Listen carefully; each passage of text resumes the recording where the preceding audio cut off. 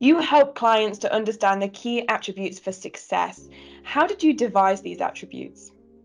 Yes, how did I devise the attributes? I didn't really devise them as much as I discovered them. And when I was really working in the SEAL teams to try to articulate some of the reasons why some very top performers weren't making it through, or even were making it through, what I recognized that there was this difference between the skills, the visible skills we were seeing, and then these attributes, these qualities that actually are inherent to our human behavior that tell us that we have what it takes to do the job. And so in kind of discovering that, I recognized that if we started actually paying attention to these qualities, we were actually going to do much better at figuring out a real perfect culture fit, team fit, because it's never really about just the skills, right? It's really about, do they have the qualities? And a real quick story I'll tell that kind of highlights this from Navy SEAL training. And I went through Navy SEAL training back in the mid 90s. This apparently happened before I went through, but the story goes that this kid shows up to Navy SEAL training and he tells the instructors, I want to be a Navy SEAL. And they say, okay, well, you have to take a swim test,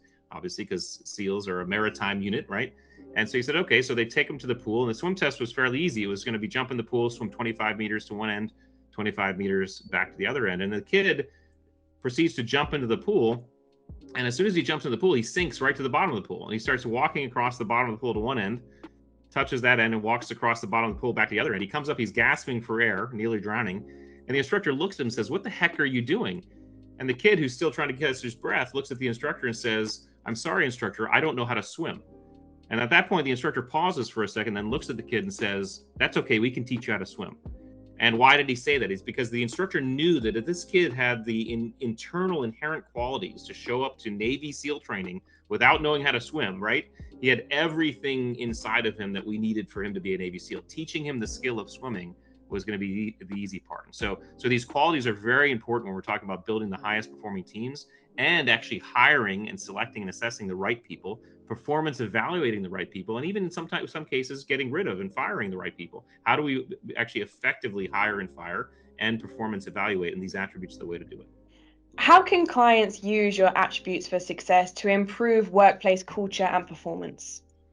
Yeah, so culture, culture and performance are interesting terms. Really, all culture is, it's the consistent and predominant patterns of behavior in any team organization, right? So that's what it is. So what we can help and do help organizations and cultures do is figure out what those predominant behaviors are in their organization, and then what are the attributes required for those behaviors. So we're kind of think about how behavior works. I want people can kind of picture an iceberg, and that part above the water, that's the only visible part to us, right? That's the behavior. That's all anybody else sees.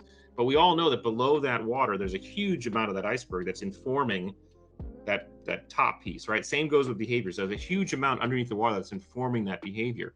And what at the very bottom of that iceberg are those attributes. Those attributes inform our values and our beliefs, right? Those values and beliefs inform how we think, how we feel, the choices we make, and that results in the visible part of the behavior. And so what we'll do is we'll help organizations and teams deconstruct and understand their culture to these very elemental levels so that they can match their cultural attributes with their personnel attributes. They can actually hire and find people with the perfect cultural fit.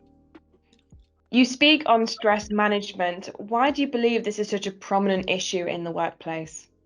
Well, it's really quite simple. It's because when we're stressed, we are in a position physiologically and neurologically where we are not, in fact, making the best decisions we possibly can. As our fear and stress response goes into gear, our autonomic arousal goes up, which means neurologically that our frontal lobe, our conscious decision-making brain, is actually starting to take a back seat to our limbic brain, which is our emotional brain, right? And what happens if it goes to the extreme, we go into what's called autonomic overload, right? Or sometimes people call it amygdala hijack, right?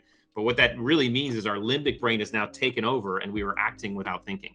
All right. This was really handy back in the day when we were getting chased by saber-toothed tigers and we had to run without thinking, or even when you touch your hand to a hot stove, you pull your hand away without thinking. But it doesn't make a lot of sense when we're actually in situations where we want to make conscious, logical decisions. And so stress management and stress awareness allows us to more proactively bring our frontal lobe back online so we can begin consciously making decisions through and throughout stress and challenge. And this is exactly what the top highest performing teams on the planet do. This is what we train to do as Navy SEALs. We manage that stress response. We understand it. And it's not really, you're not really getting rid of it. In fact, you can utilize it, right? So we always say kind of, it's not about getting comfortable being uncomfortable. It's actually leveraging your discomfort in a way that allows you to make better decisions. But the key to it is getting that frontal lobe back online so you can begin to consciously step through it more effectively. What can businesses and organizations do to equip their employees with stress management skills? Yeah, well, there's a lot of things that they can do. First, they can learn more about what stress is, and that's some of the things we help teach how to look at it, how to frame it in possible way, in different ways. Because again, stress and fear and anxiety are there for a purpose. They are designed by nature to actually get us up and moving. We feel stressed and anxious when we get hungry. That's designed to get us up and go looking for food. We still feel stressed and anxious when we're lonely. It's designed to get us up and looking for partnership, right? And so what we have to understand is, and the organizations need to understand, if we reframe stress and anxiety and fear to let people understand that it's actually a leverage point, right? They can then utilize those and step through even more effectively. A couple other things is just to start emphasizing recovery. Recovery is a huge part of the whole resilience piece, and the ability to kind of bounce back and get back into a state of healthy, kind of balanced physical and mental health, so that you can actually approach the next problem, the next day, the next whatever, with more effectiveness, more power, right? So it's really understanding the problem down to a physiological and neurological level, reframing in an effective way, and then applying some really cool physical and physiological tools to allow us to step through even better. As a retired Navy SEAL, how has your experience in the military made you the speaker you are today? Yeah, that's a great question, and I would say that it did very little because I didn't make a lot of speeches as a Navy SEAL. But what I will say, one of the things that it really helped me with was this just idea of courage. Public speaking is one of the number one fears for most human beings on this planet, right?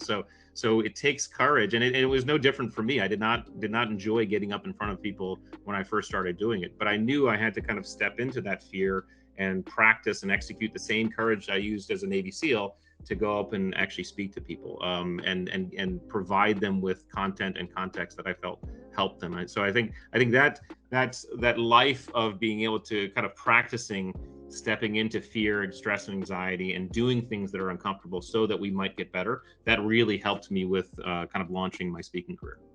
What did the Navy teach you about leadership? Oh, so much. I mean, the Navy, it's interesting. The Navy is the organization. And I think the Navy as an organization, any military organization, they're okay at teaching about leadership. But what they do provide, what any of those military organizations provide, especially in my case, are the environments inside which you learn about leadership. And that's really when the real lessons begin, when you're placed into an environment, whether it be on a ship or in combat, and you are in charge of people. And again, being a leader and being in charge, two separate things. Being in charge is a position, being a leader is a behavior, right? So I was always in charge of something. I was an officer, but whether or not I was a leader depended on how those in my span of care viewed me.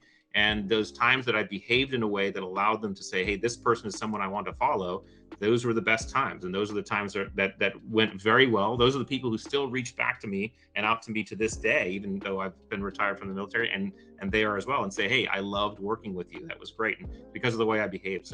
So the Navy, my experience taught me that leadership is a behavior.